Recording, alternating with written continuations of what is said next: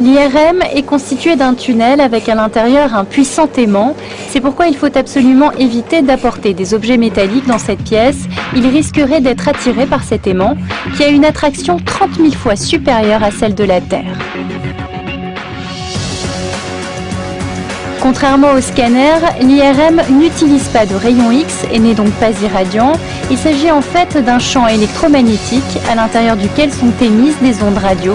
Ici, il s'agit d'une IRM corps entier, c'est-à-dire que cet examen va permettre de visualiser l'ensemble des organes. En installant la patiente, je lui ai mis plusieurs appareils sur elle. Ces appareils, en fait, ce sont des antennes. Ces antennes, on les place dessus. On les place aussi dessous la patiente. En fait, c'est quoi le principe de l'IRM? L'IRM est un champ magnétique. Donc, c'est en fait un gros aimant.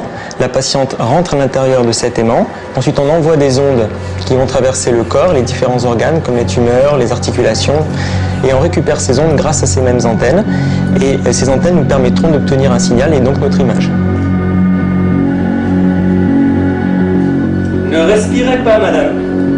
L'examen va durer en tout 40 minutes et les images obtenues sont étonnantes de précision. Par exemple, là, une imagerie mammaire où on repère bien la glande mammaire avec tout le tissu graisseux en blanc et puis les zones de glande un peu plus noires avec par exemple ici cette lésion solide qu'il va falloir biopsier.